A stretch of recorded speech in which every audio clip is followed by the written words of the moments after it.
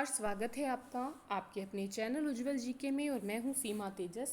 आज हम पढ़ने वाले हैं 7th क्लास राजस्थान जीके, हमारा राजस्थान भाग 2।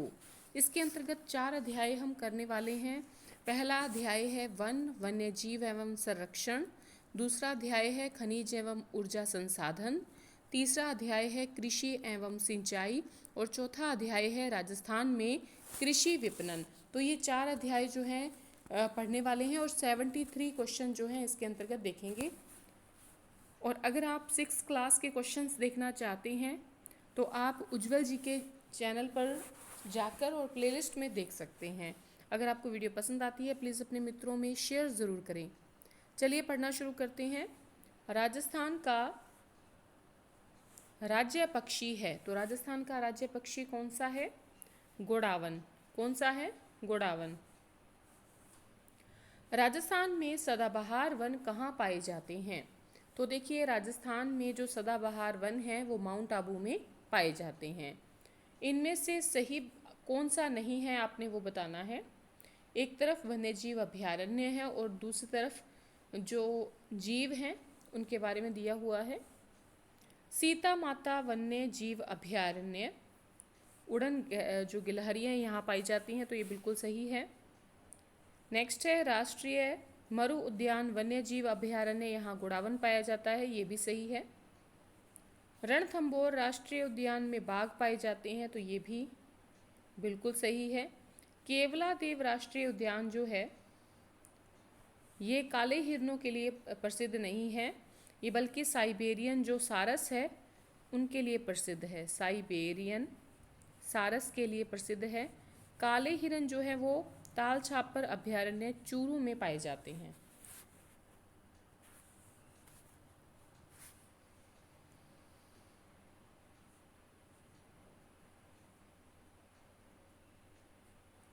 नेक्स्ट है राजस्थान के किस वृक्ष को कल्प वृक्ष माना जाता है?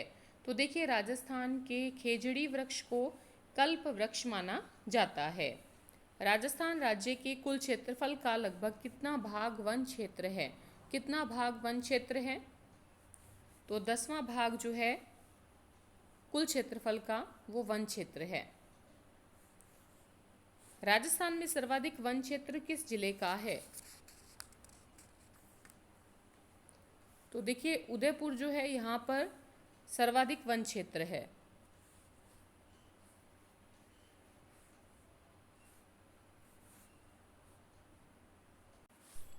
नेक्स्ट है राजस्थान में वनों को कितने भागों में विभाजित किया गया है? तो देखिए, 3 भागों में विभाजित किया गया है वनों को। आरक्षित वन, सुरक्षित वन और अवर्गीकृत वन। राजस्थान में न्यूनतम वन क्षेत्र किस जिले में पाया जाता है? तो देखिए, न्यूनतम वन क्षेत्र जो है वो पाया जाता है आपके चूरू में। कहाँ पाया जाता है न्यूनतम वन क्षेत्र? चूरू जिले में। राजस्थान में भौगोलिक दृष्टि से कितने प्रकार के वन पाए जाते हैं? भौगोलिक दृष्टि से 3 प्रकार के वन पाए जाते हैं। उष्णकटिबंधीय कंटीले वन, उष्णकटिबंधीय शुष्क पतझड़ वन और अर्ध उष्णकटिबंधीय सदाबहार वन।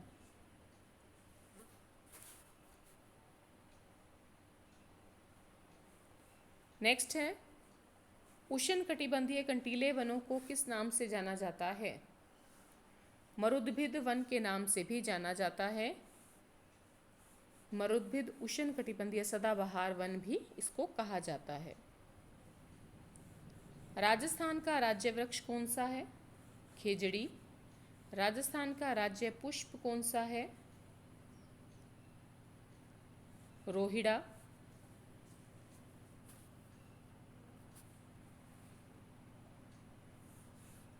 नेक्स्ट है अत्यंत पौष्टिक सेवण घास कहाँ पाई जाती है? तो सेवण घास जैसलमेर में पाई जाती है। राजस्थान में कुल कितने राष्ट्रीय उद्यान हैं?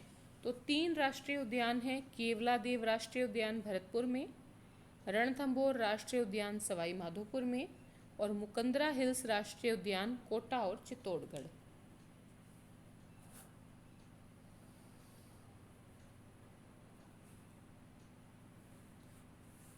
नेक्स्ट है, कौन सा सुमेलित नहीं है? फोर्थ सुमेलित नहीं है। कुंभलगढ़ वन्य जीव अभयारण्य राजसमंद, पाली और उदयपुर में स्थित है। बाकी तीनों सुमेलित हैं। राष्ट्रीय मरुद्यान जैसलमेर और बाड़मेर में। केवलादेव वन्य जीव अभयारण्य सवाई माधोपुर और करौली में। फुलवारी की नाल वन्य जीव अभयारण्य उदयपुर में। और कुंभलगढ़ वन्य जीव अभयारण्य राजसमंद, पाली और उदयपुर में स्थित हैं।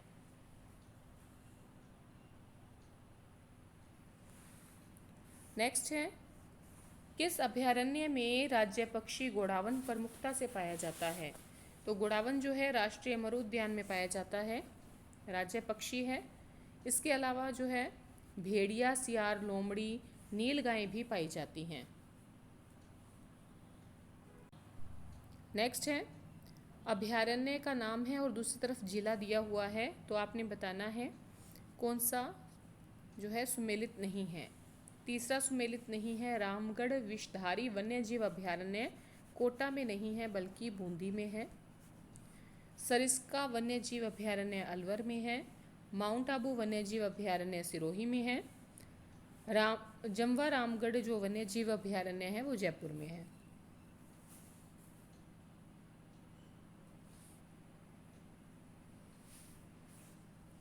नेक्स्ट है, राष्ट्रीय चंबल घड़ियाल वन्य जीव अभयारण्य किन जिलों में फैला है? तो देखिए, कोटा, बूंदी, करौली और धौलपुर में फैला है राष्ट्रीय चंबल घड़ियाल वन्य जीव अभयारण्य। टोडगढ़ रावली वन्य जीव अभयारण्य विस्तृत है, तो ये राजसमंद, अजमेर और पाली में विस्तृत है। टोडगढ़ रावली वन्य जीव अभयारण्य राजसमंद में, अजमेर में और पाली में विस्तृत है। नेक्स्ट है, सीता माता वन्य जीव अभयारण्य किन जिलों में फैला है? तो सीता माता वन्य जीव अभयारण्य जो है वो उदयपुर, प्रतापगढ़, चित्तौड़गढ़ में फैला हुआ है। राजस्थान का कौन सा अभयारण्य उड़न गिलहरियों के लिए प्रसिद्ध है? तो उड़न गिलहरियों के लिए प्रसिद्ध है सीता माता अभयारण्य। यहाँ पर उड़न गिलहरियाँ, सांभर और लोमड़ी मुख्य रूप से पाई जाती है।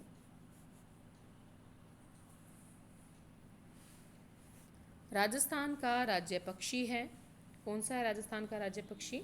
गोडावन। कल्प वृक्ष किसे कहा जाता है राजस्थान में? तो खेजड़ी को कहा जाता है। पालतू श्रेणी का राज्य पशु कौन सा है? ऊंट है। देखिए, राजस्थान का वन्य जीव श्रेणी में चिंकारा और पालतू श्रेणी में कौन सा आ जाता है? ऊंट आ जाता है। नेक्स्ट है,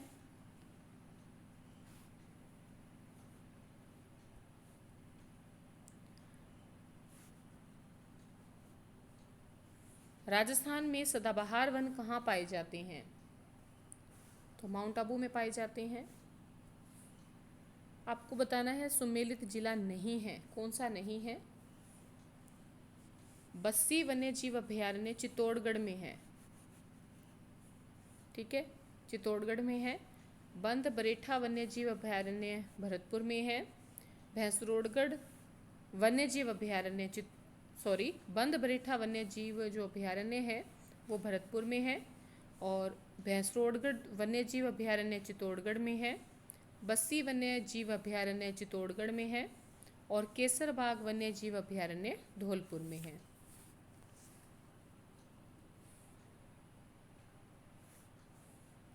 इनमें से बताना है कौन सा सुमेलित जिला नहीं है। तो सज्जनगढ़ जो वन्य जीव अभयारण्य है वो राजसमंद में नहीं है बल्कि जयपुर में है। ताल छापर वन्य जीव अभयारण्य चूरू में है। शेरगढ़ वन्य जीव अभयारण्य बारा में है। नाहरगढ़ वन्य जीव अभयारण्य जयपुर में है। और सज्जनगढ़ वन्य जीव अभयारण्य जयपुर में है।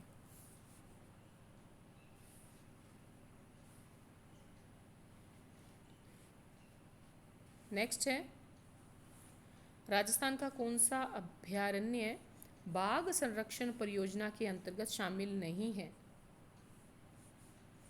केवला देव नहीं है, बाकी रणथंबोर है, सरिस्का है, मुकंदरा हिल्स है। राष्ट्रीय वन नीति वर्ष 1952 संशोधित 1988 में की गई के अनुसार कुल भूभाग का लगभग कितना प्रतिशत क्षेत्र जो है वो वन क्षेत्र होना चाहिए? तो वन क्षेत्र होना चाहिए 33%।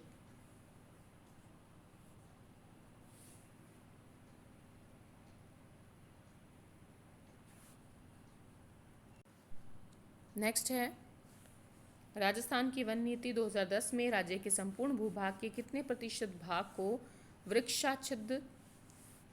वृक्षाच्छादित करने का लक्ष्य रखा गया है? 30%। केंद्रीय शुष्क क्षेत्र अनुसंधान काजरी कहाँ पर स्थित है? तो काजरी जोधपुर में स्थित है। देखिए, केंद्रीय शुष्क क्षेत्र अनुसंधान संस्थान काजरी है और शुष्क वन अनुसंधान संस्थान आफरी है जो जोधपुर में है।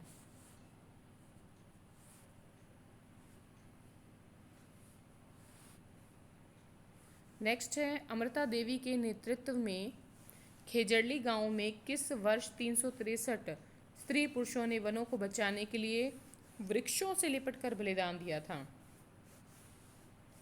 1730 में दिया था, खेजड़ली गांव जोधपुर में। अमृता देवी की स्मृति में यहाँ एक मृग उपवन स्थापित किया गया है। प्रतिवर्ष भाद्रपद माह के शुक्ल पक्ष की दशमी को यहाँ विश्व का एकमात्र वृक्ष मेला आयोजित किया जाता है। तो देखिए, ये तो था चैप्टर फर्स्ट। अब जो हम क्वेश्चन देखने वाले हैं वो हम देखेंगे चैप्टर सेकंड के, 7th क्लास के चैप्टर सेकंड के।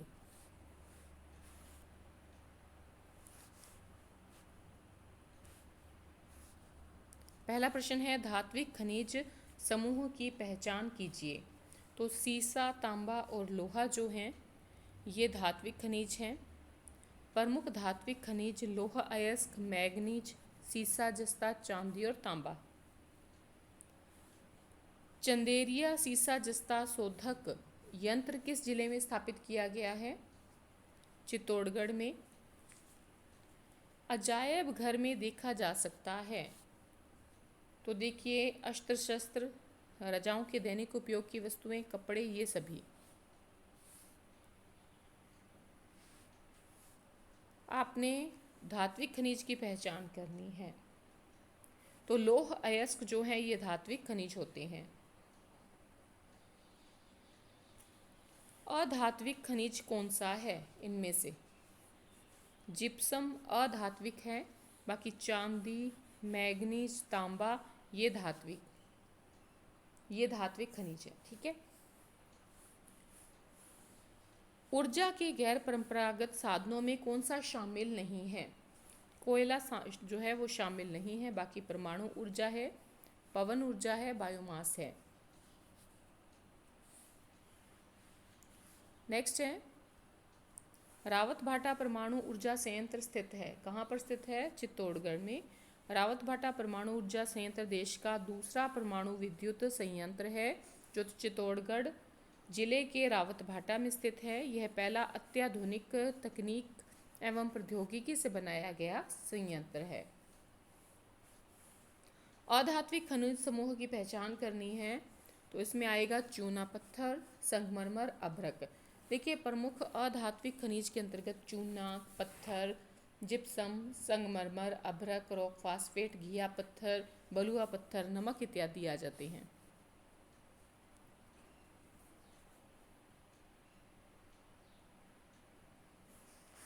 क्षेत्र के नाम है, खनिज है, कौन से सुमेलित नहीं है आपने बताना है। तो उत्तर रहेगा 4th। उदयपुर राजसमंद जो है ये ग्रेनाइट का उत्पादन नहीं करते। ग्रेनाइट का जो उत्पादन है वो जालोर, जैसलमेर, पाली और सिरोही में होता है। एक बार देख लेते हैं। उदयपुर, जावर, भीलवाड़ा और राजसमंद में सीसा जस्ता निकलता है। झुंझुनू के खेतड़ी में, अलवर में और सीकर में तांबा निकलता है। जयपुर, सीकर, झुंझुनू में लोह अयस्क निकाला जाता है।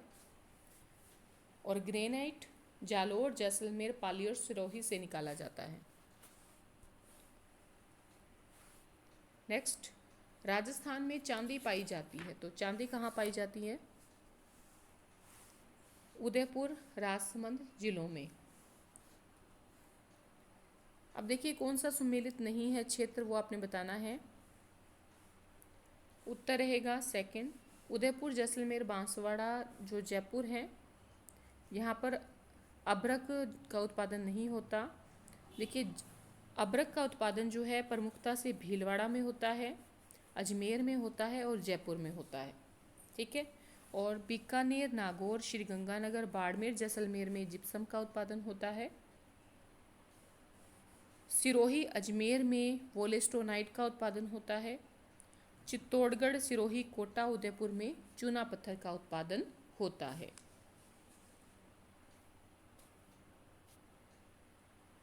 नेक्स्ट है, कोयला कितने प्रकार का होता है? कोयला जो है वो 4 प्रकार का होता है। सबसे बढ़िया होता है कौन सा?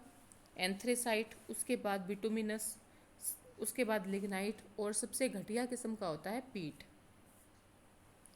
कौन सा कोयला उत्तम किस्म का होता है?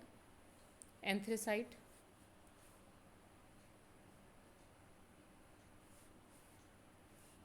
नेक्स्ट है, राजस्थान में कौन सी किस्म का कोयला पाया जाता है? लिग्नाइट। राजस्थान में स्थित भारत का सबसे बड़ा सोलर पार्क कहाँ स्थापित किया गया है? तो ये भाड़ला, जोधपुर में स्थापित किया गया है सबसे बड़ा सोलर पार्क, भाड़ला, जोधपुर में।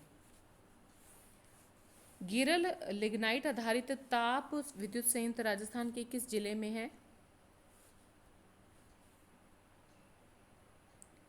तो ये बाड़मेर में है गिरल लिग्नाइट आधारित ताप विद्युत संयंत्र। छबड़ा कोयले पर आधारित ताप विद्युत संयंत्र राजस्थान के किस जिले में है? तो 12 जिले में है छबड़ा।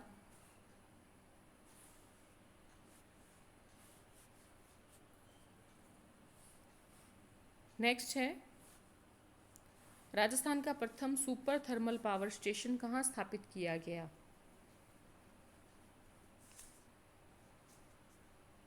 तो ये सूरतगढ़, श्रीगंगानगर में स्थापित किया गया है। कौन सा राजस्थान का तेल क्षेत्र नहीं है?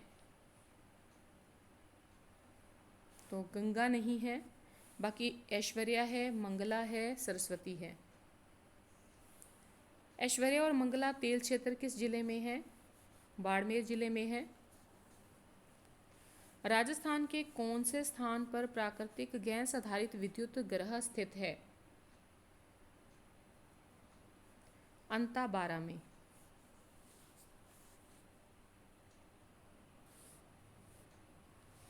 देखिए जैसलमेर के रामगढ़, 12 में अंता और धौलपुर में प्राकृतिक गैस आधारित विद्युत ग्रह जो है वो स्थित है। अब देखिए ये प्रश्न था जिसके 4 ऑप्शन हैं यहाँ पर। प्रश्न है कि जो रबी की फसल है, रबी की फसल की बुआई कब की जाती है राजस्थान में? तो रबी की फसल की जो बुआई है वो की जाती है अक्टूबर नवंबर में। ठीक है।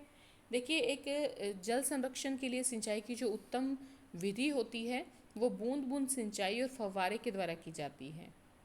अगर हम रबी की फसल की बात करें तो गेहूं हो गया, चना हो गया, ठीक है, और साथ में आपके सरसों हो गया, ये रबी की फसल के समूह की पहचान है। ठीक है।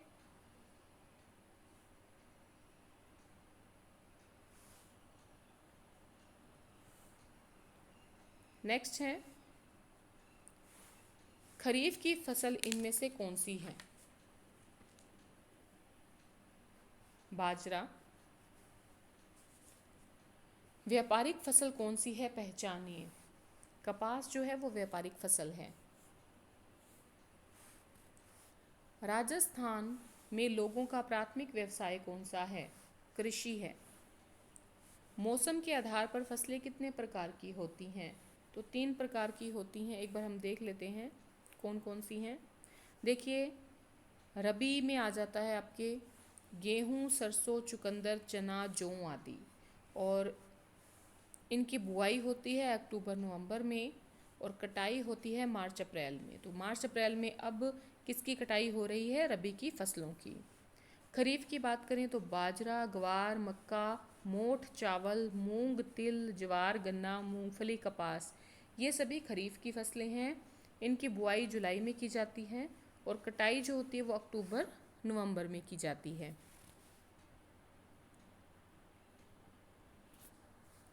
नेक्स्ट है फल, अपने जायद, जैसे कि फल है, खरबूजा है, तरबूज है, सब्जी है, ककड़ी है। इनकी बुआई जो है वो अप्रैल में की जाती है और इनकी जो कटाई है वो जून में की जाती है। मतलब तैयार जो होती हैं फसलें, तरबूज, खरबूजा, सब्जी वगैरह, वो जून में तैयार हो जाती हैं। नेक्स्ट है कौन सी तिलहन की फसल नहीं है? तिलहन की फसल पूछी गई है, तो बताइए कौन सी तिलहन की फसल नहीं है? चुकंदर नहीं है तिलहन की फसल, बाकी तिल है, मूंगफली है, सरसों है। कौन सी तिलहन की फसल राजस्थान में खरीफ के मौसम में उत्पादित नहीं की जाती? तो सरसों उत्पादित नहीं की जाती। बाकी मूंगफली है, तिल है, सोयाबीन है, ये खरीफ के मौसम में उत्पादित की जाती है। खरीफ का मौसम कौन सा होता है? मतलब बुआई जो होती है वो जुलाई में होती है, ठीक है। कटाई अक्टूबर नवंबर में।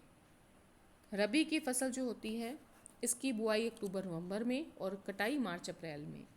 तो रबी की फसल इनमें से कौन सी है? कौन सी नहीं है? नहीं पूछा है, तो चावल नहीं है, बाकी गेहूं है, सरसों है, चना है। कौन सी खरीफ की फसल नहीं है? चुकंदर नहीं है, बाकी बाजरा है, मक्का है, गन्ना है।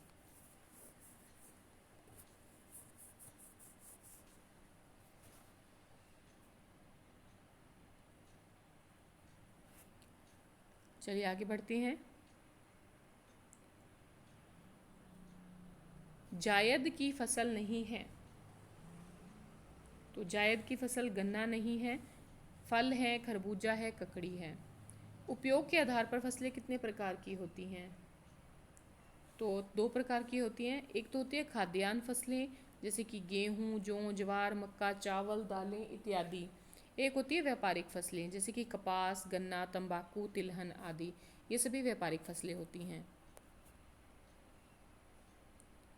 नेक्स्ट है कौन सी व्यापारिक फसल नहीं है? तो दालें जो है वो व्यापारिक फसलें नहीं हैं, जबकि कपास है, गन्ना है, तिलहन है, ठीक है।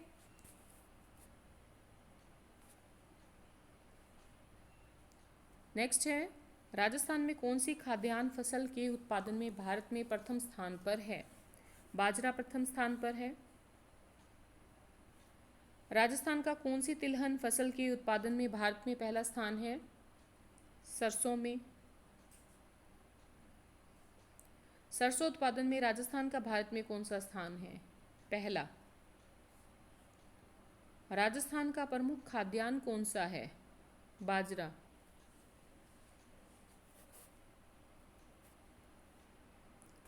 नेक्स्ट है राजस्थान के मेवाड़ क्षेत्र का प्रमुख खाद्यान्न कौन सा है? मक्का। राजस्थान में गेहूं के सबसे बड़े उत्पादक जिले कौन से हैं? श्री गंगानगर, हनुमानगढ़, कोटा। राजस्थान में जौ के सबसे बड़े उत्पादक जिले कौन से हैं? जयपुर, श्री गंगानगर, सीकर।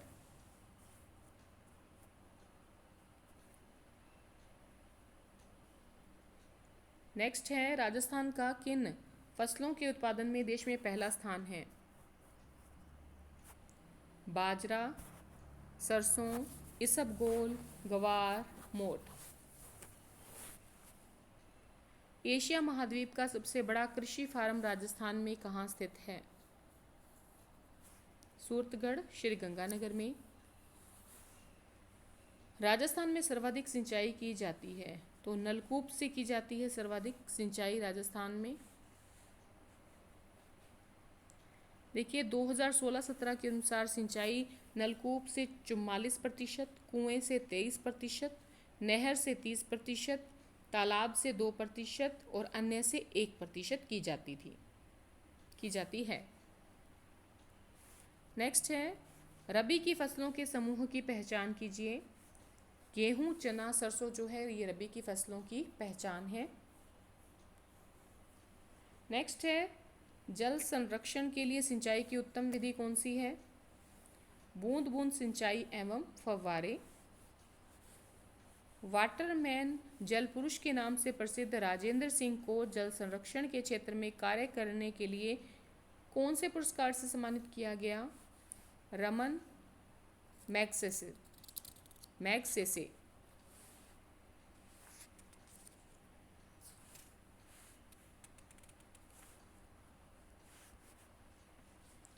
अब हम अंतिम अध्याय पे आ गए हैं, 4th अध्याय।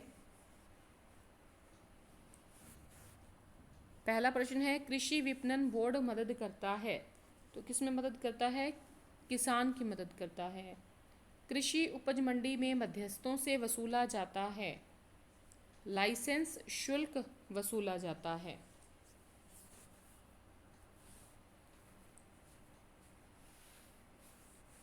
नेक्स्ट है राजस्थान राज्य कृषि विपणन बोर्ड की स्थापना किस वर्ष की गई? 1974 में। मंडियों में बाजार शुल्क किससे वसूला जाता है? खरीदारों से।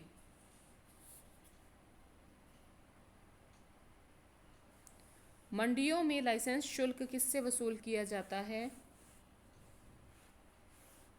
तो मध्यस्थों से। उचित मूल्य की दुकानों के नेटवर्क स्थापित करने का कार्य किसका है? राज्य सरकार का।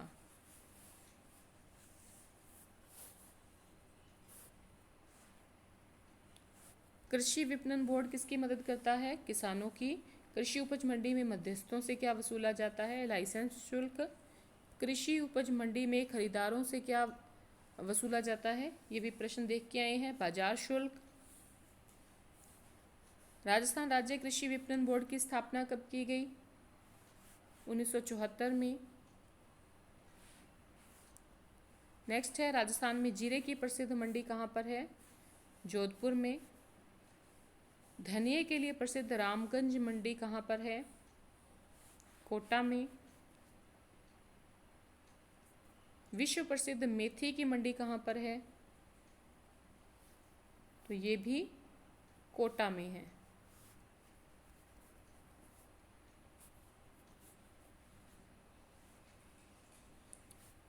और आज का हमारा अंतिम प्रश्न है कृषि विपणन के अंतर्गत कौन सी गतिविधि शामिल है?